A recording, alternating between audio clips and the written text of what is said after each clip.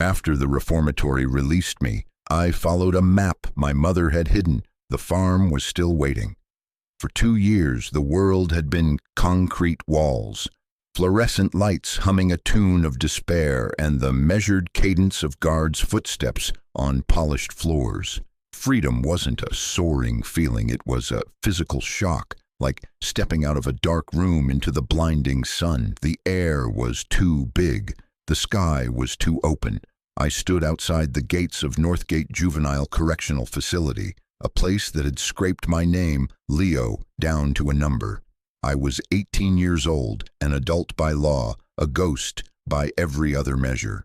In my pocket was a flimsy manila envelope, the only thing that had been waiting for me in the property office. It felt impossibly heavy, a dead weight against my thigh. If this sounds like a story you need to hear, a story about finding your way back from the edge, stick around. Like and subscribe, because this channel is for those of us who know that sometimes the only way forward is to go back to the beginning. We're all just trying to find our way home. The bus ride was a blur of smudged greens and browns through a dirty window. I hadn't seen a tree that wasn't contained by a fence in 24 months. Now a whole forest rushed past, and it felt like an accusation. Every mile put more distance between me and the structured misery of Northgate, but it didn't feel like relief. It felt like falling. In the system, your days are planned to the minute. Wake up, line up, eat, work, learn, lock down. There are no choices, which means there's no room to make the wrong one. Out here, every intersection was a question, every passing stranger a potential threat or a forgotten friend. I clutched the envelope in my jacket pocket. The paper softened with the sweat of my palm. It was all I had left of her, my mother. The memories of her last year were fractured and sharp, a mosaic of slammed doors, wild-eyed whispers about people watching the house, and the cloying smell of burnt food on the stove. They called it a psychotic break. I just called it the end. The social worker had handed me the envelope the day they took me away. "She left this for you," she'd said, her voice dripping with a pity that felt worse than anger. "She said to give it to you when you were old enough." Old enough. As if age had anything to do with understanding the chaos she'd left behind. I didn't open it for 2 years. It sat in my file, a sealed mystery I was too afraid to solve. What if it was just another rambling, paranoid note? What if it was empty?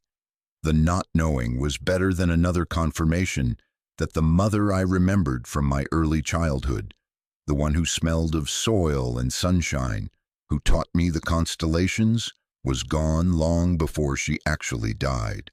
But on my 18th birthday, the day before my release, a guard slid it under my cell door. Time's up. I sat on my cot, the thin mattress a poor excuse for comfort, and carefully tore the seal. Inside, there was no letter, not at first, just a single old-fashioned brass key, heavy and ornate, and a folded piece of paper. I unfolded it under the weak light. It was a legal document, a notice of lien against a property I'd never heard of, but it wasn't the typed words that held my attention. On the back, in my mother's unmistakable handwriting, was a map. It was a childlike drawing of roads and landmarks, a crooked oak tree, a collapsed bridge, a red mailbox. An X was marked over a small, hand-drawn square labeled The Homestead. And below the map, a single sentence: "Find the North Star, Leo, it's all there." Forgive me, the address on the lien was for a place called Black Creek, a rural township hundreds of miles north. The key, the map, the cryptic message.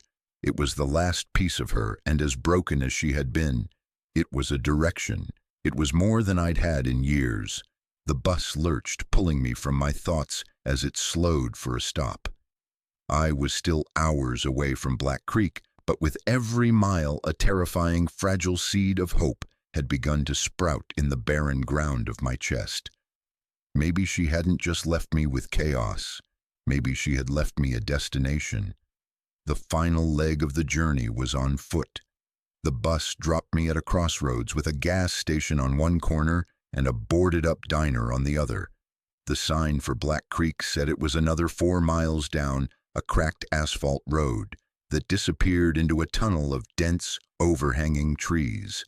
The air here was different. It was thick with the smell of damp earth, of pine needles, of rain that had fallen hours ago. It was the smell of my mother's garden, a scent I hadn't realized I'd forgotten until it hit me. And for a moment, I couldn't breathe. My duffel bag, containing one change of clothes and the paperwork of my release, felt heavier with each step.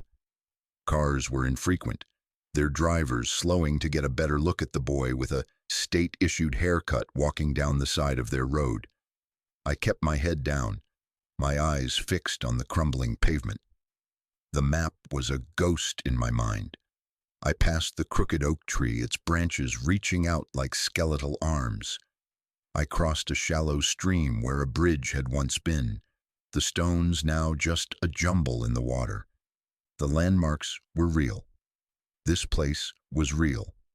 After what felt like an eternity, I saw it. A faded red mailbox leaning tiredly on its post, almost swallowed by overgrown weeds. The name on the side was nearly illegible, but I could just make out the letters, Hale, my mother's maiden name. My heart hammered against my ribs, a frantic, trapped bird. I turned onto the gravel driveway. It was more of a path, really, 2 ruts carved into the earth and disappearing into a thicket of thorns and wild brush. As I pushed my way through, the property revealed itself, and my fragile hope withered. The house was a skeleton. The paint had peeled away in long strips, leaving the wood beneath gray and weathered. The porch sagged dangerously, and several windows were boarded up.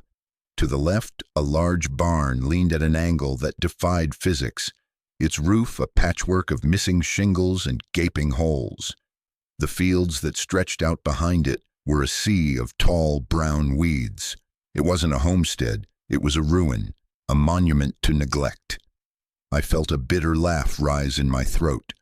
Of course, this was her legacy, a broken-down house at the end of a forgotten road, another dead end. I almost turned around right there. I could walk back to the crossroads, stick out my thumb, and disappear. The state gave me $100 and a bus ticket. I could use that to get lost somewhere, start over where no one knew my name or my story. But then my fingers brushed against the key in my pocket. Find the North Star, Leo. Her voice in my memory, not the frantic, scared one from the end, but the one from long ago, pointing up at the night sky from our tiny apartment balcony. It's the anchor of the sky, she'd said. If you're ever lost, just find the North Star. It'll show you the way home. I wasn't a kid anymore. I didn't believe in magic or easy answers, but I had walked this far. I had to see it through.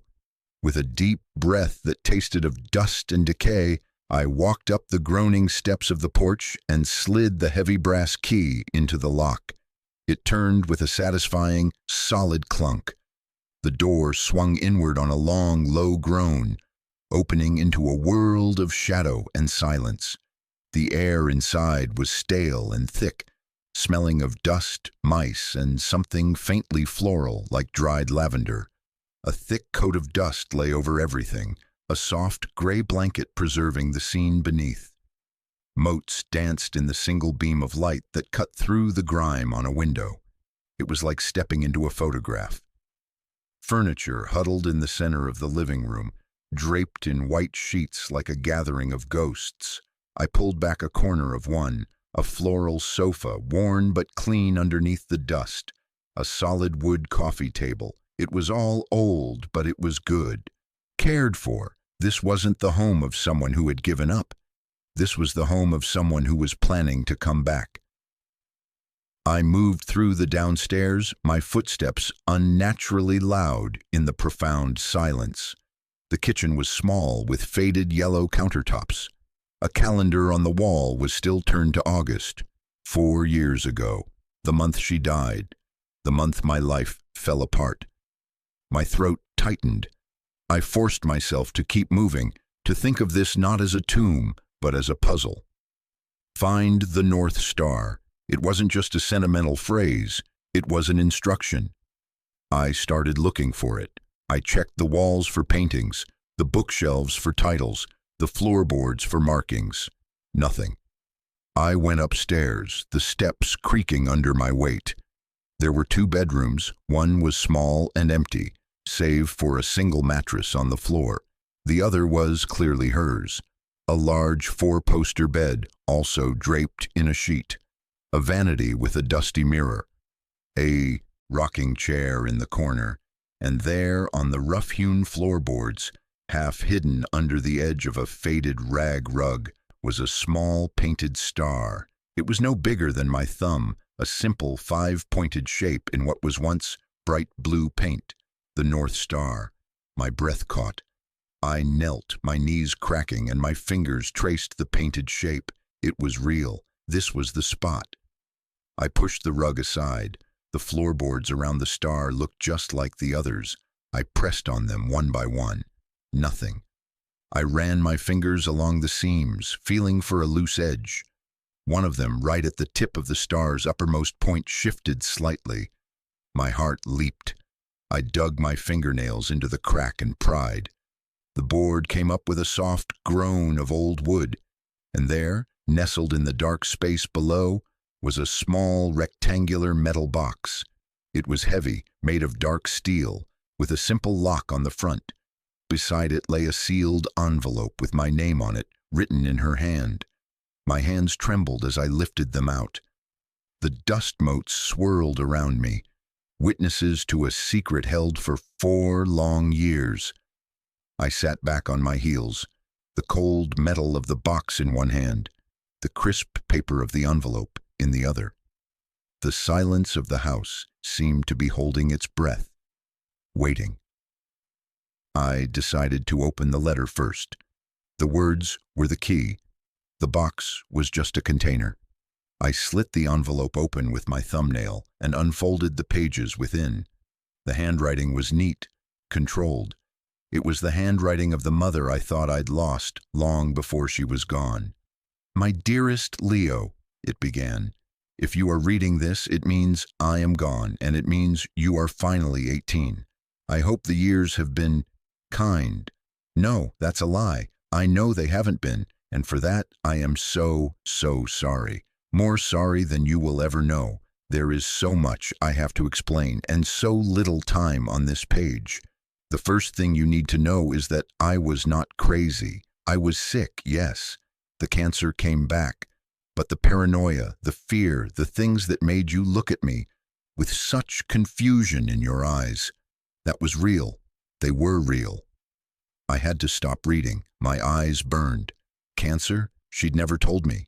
The doctors, the social workers, they'd all talked about mental illness, a breakdown brought on by stress. No one ever mentioned cancer. It was a lie. It was all a lie. I forced myself to continue reading, my vision blurring. This farm, Leo, this was my family's home, the Hale homestead. It was supposed to be our sanctuary, a place to escape the city and the people who were hounding me. A company called Viridian Holdings wanted this land. They want all the land in this valley. They plan to build a resort, a playground for the rich, and they don't care who they have to destroy to get it. They started with offers, then threats. When I wouldn't sell, they began a campaign to ruin me. They filed frivolous lawsuits, forged debts, made my life a living hell until my every waking moment was consumed with fear. I knew my time was short because of the illness, and I was terrified they would take this place from you after I was gone. The letter went on to detail a quiet, desperate war I had known nothing about. She had been fighting not just a disease, but a faceless corporation. The frantic behavior I'd witnessed wasn't madness. It was the terror of a woman trying to protect her son's future, while her own was slipping away. "The box," the letter continued, "contains what I could save. It's not much, but it's enough to give you a start. A choice. The key to the box is where a home's heart should be. You were always so good at puzzles, my love. Use the money to run, Leo. Disappear, change your name, live a quiet life where they can never find you. That is all I have ever wanted for you. Please do not try to be a hero. I tried, and it destroyed me. Just be safe. I folded the letter, my knuckles white. A choice. Run or what? Stay. Fight for this ruin?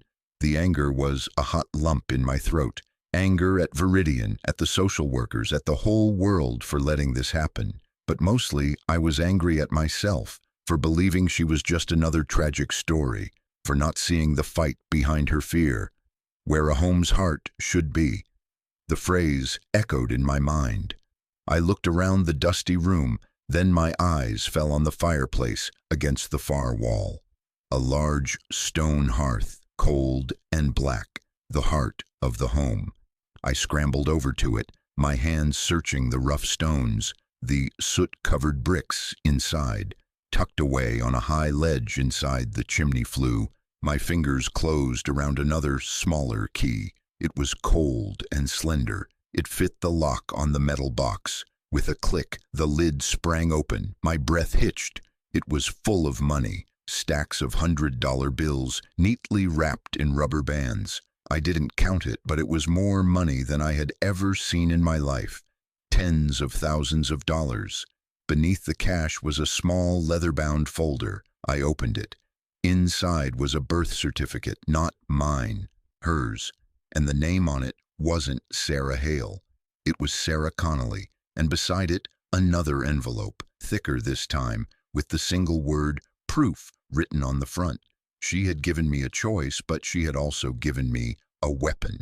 The weight of it all pressed down on me, heavier than the silence, heavier than the dust. The money was a tangible thing, a promise of a different life. I could walk out of this house, leave the key on the table, and never look back. I could go to a city where no one knew my name, get an apartment, a job, maybe even go to college. I could be anonymous, I could be free. The thought was intoxicating. It was a clean slate, the thing every kid in Northgate dreamed of. No past, no record, no ghosts, just cash and a future. I pictured it, a small, clean apartment, a steady paycheck, the simple peace of being left alone. It was everything I thought I wanted, but then I looked around the room. I saw the care with which she had draped the sheets over the furniture. I saw the little painted star on the floor, a secret message of love from a mother to her son. I felt the weight of the second envelope in my hand, the one marked proof. She had fought for this place. She had fought for me. Running felt like a betrayal. It felt like letting them win. Her fight would have been for nothing. Her sacrifice would be a footnote in a real estate deal. The anger I'd felt earlier began to cool, hardening into something else. Resolve. It was a foreign feeling, a stiffening in my spine I hadn't felt in years. I looked at my reflection in the grimy vanity mirror, a pale, thin kid with haunted eyes and a haircut that screamed institution. But for the first time, I saw a flicker of someone else in that reflection. I saw a hint of Sarah Hale's son. Listen, if you've made it this far, you know what this moment feels like. The one where you can either run from your past or turn and face it. It's the crossroads where the easy path and the right path diverge. Have you ever had a moment like that? A choice that defines who you are, not just what you do? Let me know in the comments. It's important we know we're not alone in these fights, that our stories are shared even when we feel isolated. Now, let's get back to the farm. I made my choice in the quiet of that dusty room. I wasn't going to run. I didn't know what fighting back would look like, but I knew I had to try. I took one stack of the $100 bills from the box and put it in my duffel bag. The rest I put back, closing the lid and placing the box back in its hiding spot, beneath the floorboards. This wasn't getaway money anymore. It was a war chest. My first act as the new master of the Hale homestead was mundane.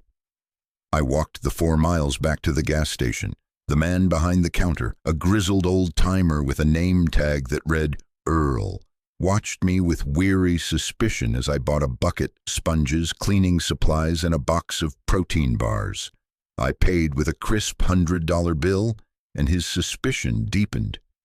"You the one staying up at the old Hale place?" he asked, his voice a low rumble. I just nodded. "Heard someone was poking around," he said, handing me my change. "Place has been empty for years. Sad what happened to Sarah." The way he said her name, with a familiar sadness, sent a pang through me. She wasn't just a ghost to everyone. I walked back, the bucket handle digging into my palm. The simple physical act of carrying something with a purpose felt good. Back at the house, I started cleaning. I filled the bucket with water from an old hand pump in the backyard, the water coming out rusty at first, then clear and cold. I started in the kitchen. I wiped down the yellow counters, scrubbing away years of grime until the original color shone through. I washed the windows, letting in the late afternoon light. It was hard, repetitive work, and my muscles, softened by institutional idleness, ached. But with every swipe of the sponge, I felt like I was reclaiming something. I wasn't just cleaning a house, I was erasing the neglect. I was pushing back against the decay. I was making a statement to the ghosts and the memories. I am here now. This place is not abandoned. As I worked, I thought about the second envelope. Proof. I had left it in the box, not yet ready to face it. The first letter had already upended my world. I needed a moment to just be, to exist in this new reality before diving deeper. That night, I slept on the bare mattress in the small bedroom. There was no electricity, so when the sun went down, the house was plunged into a profound rural darkness. The only light was the moon, casting long, skeletal shadows through the clean windows. The silence was absolute, broken only by the chirp of crickets and the distant hoot of an owl. It should have been terrifying. After 2 years of sleeping in a room filled with the snores, coughs, and quiet sobs of 30 other boys, the silence was a physical presence, but it wasn't menacing, it was peaceful. It was the sound of solitude, not isolation. For the first time since I was a child, I felt completely and utterly alone. And for the first time, it felt like a gift. The next morning, I knew I couldn't put it off any longer. I retrieved the thick envelope marked proof and sat on the porch steps, the early morning sun warming my face. Inside was another letter and a small spiral-bound notebook. I read the letter first. "Leo," it began, "I'm sorry to put this burden on you, but if you've decided to stay, then you need to know the whole truth." The notebook is a start. It's a copy of the records I kept, detailing every interaction with Viridian, dates, names, threats. But it's not the original. The original, along with other evidence, is safer, stronger. Remember our secret stories, the ones we made up about the knight and the dragon. Remember where the knight kept his magic sword? My mind flashed back to bedtime stories. My mother would weave tales of a brave knight protecting his small castle. The dragon was a metaphor for her bosses, I realized now. And the sword. The knight never kept it in the armory. That was too obvious. He kept it in the foundation of the watchtower, the strongest part of the castle, disguised as a simple stone. The barn, the leaning, dilapidated barn, was the watchtower. And in the letter there was one more thing, a name and a phone number. "Mr. Abram, he's a lawyer in town. He's the only one who believed me, the only one I trusted. If you choose to fight, he's your only hope. Be careful, Leo, they are watching." A shiver went down my spine despite the morning sun. They are watching. The paranoia in her last days wasn't paranoia at all. It was justified fear. I spent the rest of the day in a state of nervous energy. I needed to get the power on, to have lights, to have a link to the outside world. I used some of the cash to buy a cheap, prepaid cell phone at the gas station. Finding Mr. Abrams' office was easy. It was the only law office in Black Creek, a small, tidy brick building on the town's main street.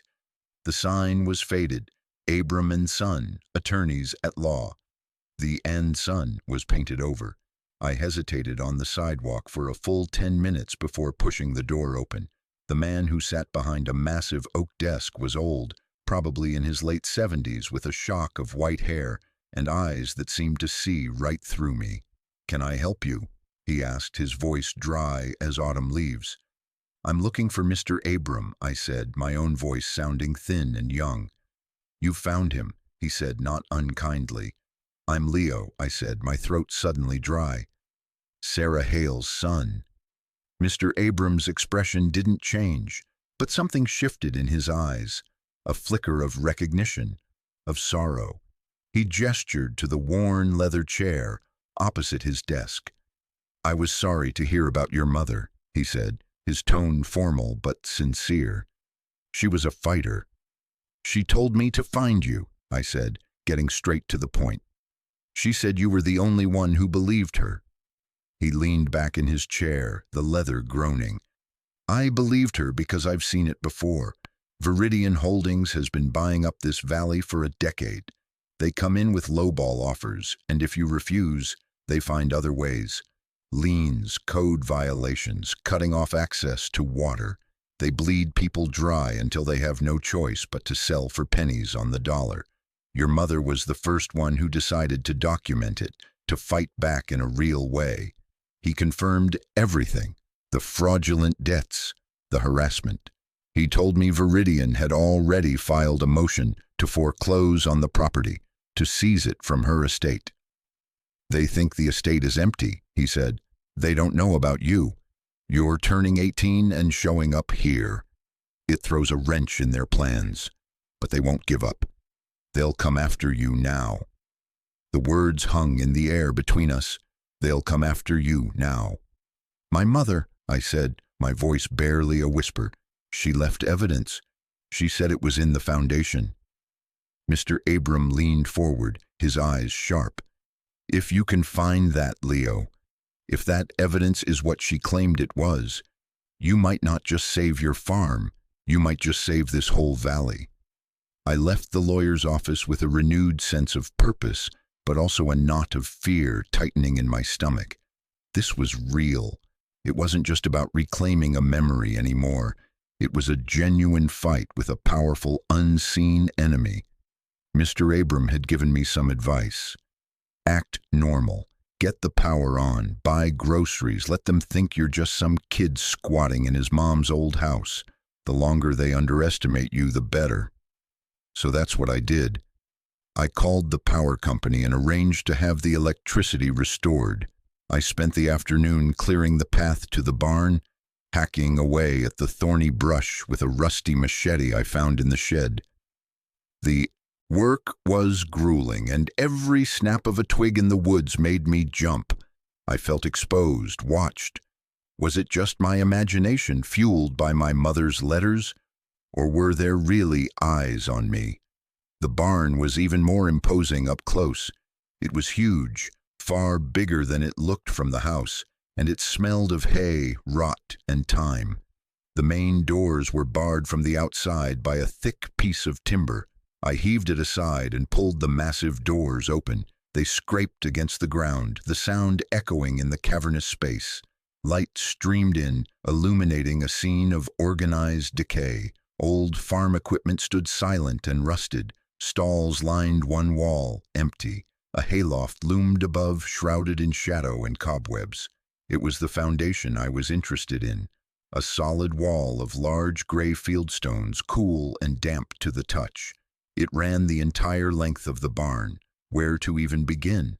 My mother's clue was about the knight's sword, hidden in plain sight. Disguised as a simple stone, I started walking the length of the wall, running my hands over the stones, pushing on them, looking for anything that seemed out of place. It was a long shot, a child's story guiding a desperate search. Most of the stones were solid, cemented firmly in place. Hours passed.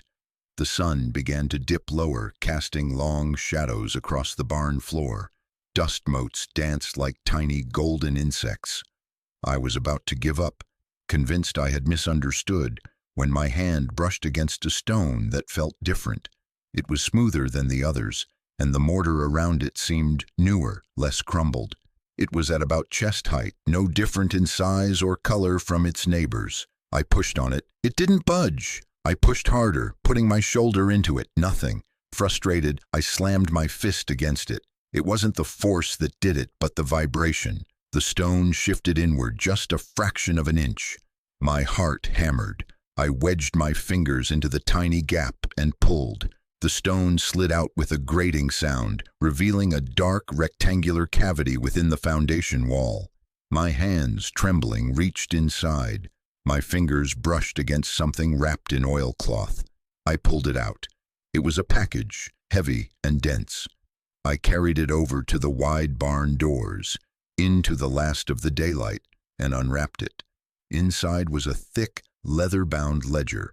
Its pages were filled with my mother's neat, precise handwriting. It was the original, a meticulous record of Viridian's crimes, dates of threatening phone calls, transcripts of conversations, copies of fraudulent invoices. It was a bombshell, but that wasn't all. Beneath the ledger was another letter, her last one, and a small shoebox filled with cassette tapes.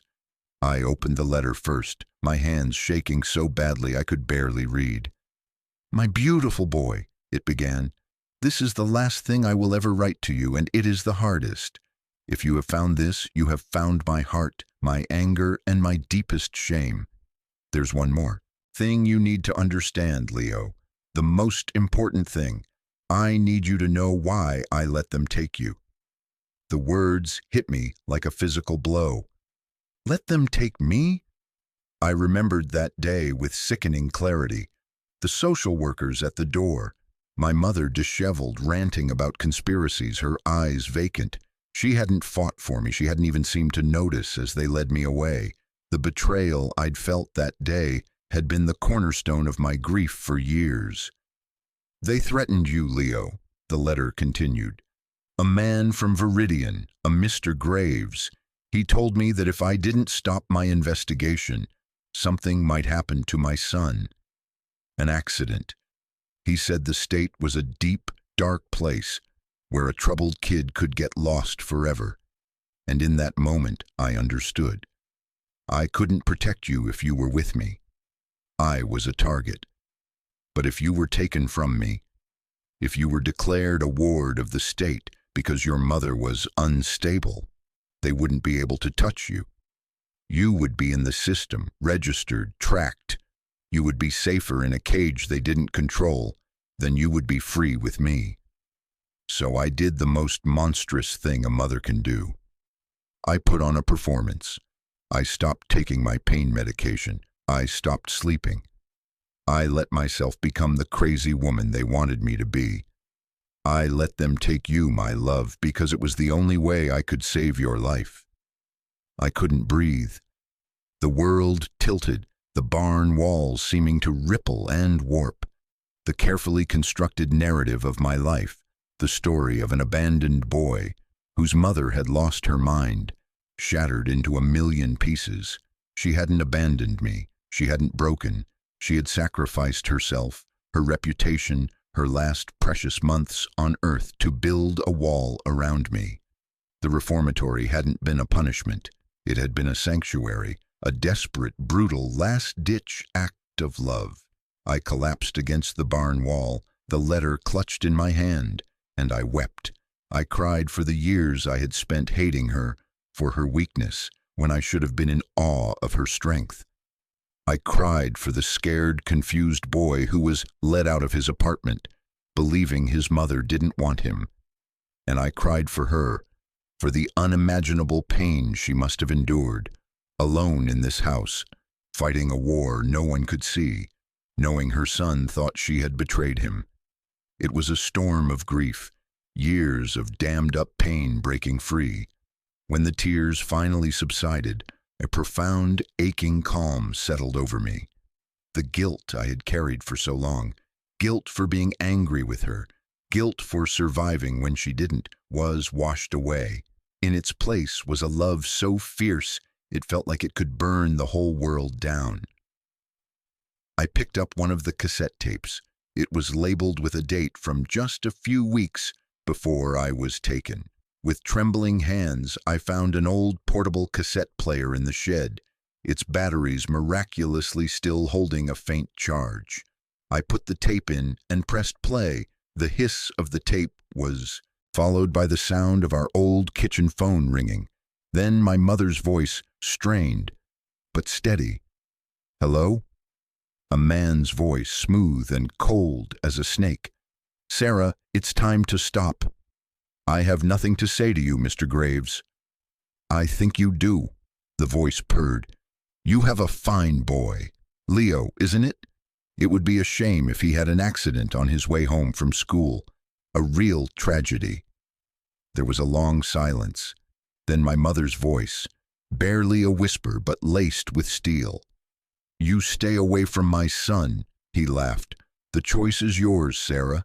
The farm or the boy. You can't keep both." The tape clicked off.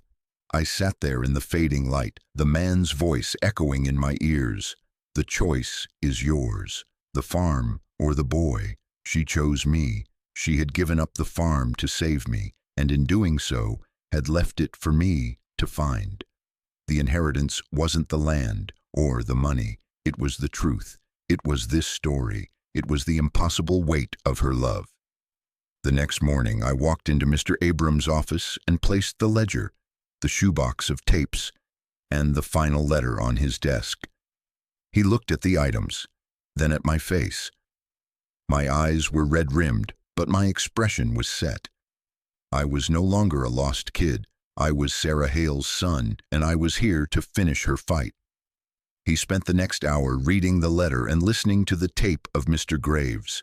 His face, usually a mask of calm pragmatism, grew darker with every word.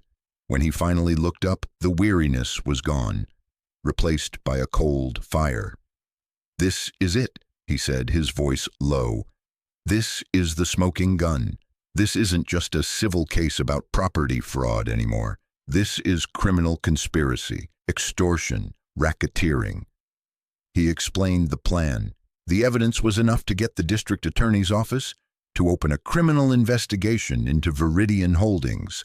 The tapes, the ledger, and my mother's meticulous notes were irrefutable.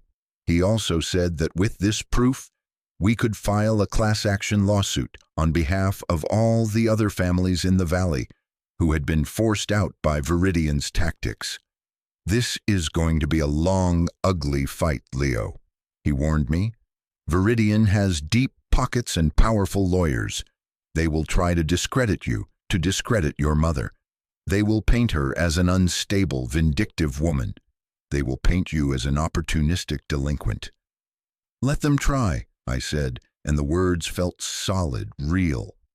"My mother died to protect this story. I'm not going to let them bury it." The days that followed were a whirlwind of legal proceedings. I gave a formal statement to investigators from the DA's office. Mr. Abram filed the lawsuit. The story broke in the local paper, then got picked up by a regional news station. "Orphan takes on corporate giant to save family farm." It was a good headline, it just didn't capture the half of it. Viridian's lawyers responded exactly as Mr. Abram predicted. They filed motions to dismiss, claiming my mother was mentally ill and that her evidence was the product of paranoid delusions. They tried to subpoena my juvenile record, but the tapes were undeniable. The ledger was meticulous, and slowly other families began to come forward, emboldened by my mother's courage. The old farmer who had been forced to sell after his well was mysteriously contaminated. The family who lost their land over a mountain of fabricated code violations. My mother's lonely fight became a community's stand. I didn't stay in the courtroom. My place was at the farm. The legal battle would grind on for months, maybe years. My war was here in the soil, in the wood, in the light. The power was on now. The house glowed with a warm, welcoming light at night. I spent my days working. I repaired the sagging porch. I replaced the broken window panes. I tore out the rotten floorboards in the kitchen and laid new ones. I bought a second-hand truck with some of the money from the box. I drove into town for supplies, and people started to nod at me. Earl, the man at the gas station, gave me a free coffee one morning. "Your mom would be proud," he said gruffly, and I had to turn away so he wouldn't see the tears in my eyes. I started in the garden first. It was a tangled mess of weeds, but the soil underneath was rich and dark. I tilled the earth, my hands sinking into the cool dirt. It felt like shaking hands with my ancestors.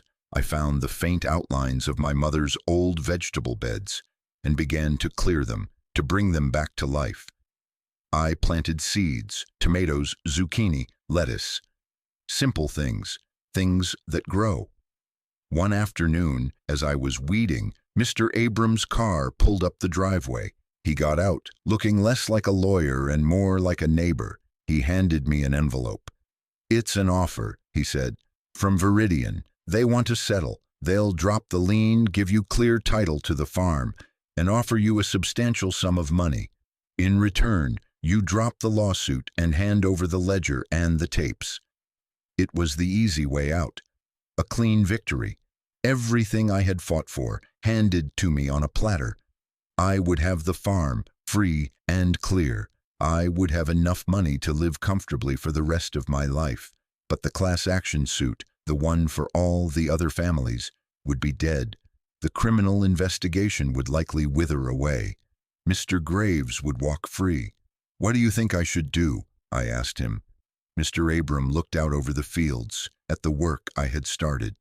"Your mother could have sold this place a dozen times," he said quietly. "She could have taken the money and run. She stayed because it was never just about the land. It was about right and wrong." He didn't have to say another word. I knew my answer. "Tell them no," I said. "We're not settling. We're going to win." He smiled, a genuine, warm smile that transformed his whole face. "I was hoping you'd say that." The fight is not over. The legal battle continues to this day, a slow, grinding process of motions and depositions. But we are winning. The criminal investigation has led to indictments. The other families are going to get their day in court. And me, I'm still here, at the farm. The house is no longer a ruin, it's a home. The fields are no longer choked with weeds. This spring, I planted my first real crop of corn. The barn still leans, but I've reinforced the foundation. It's strong enough to stand. My inheritance wasn't the farm, not really. It wasn't the money in the box. My mother's inheritance was a story, the true story.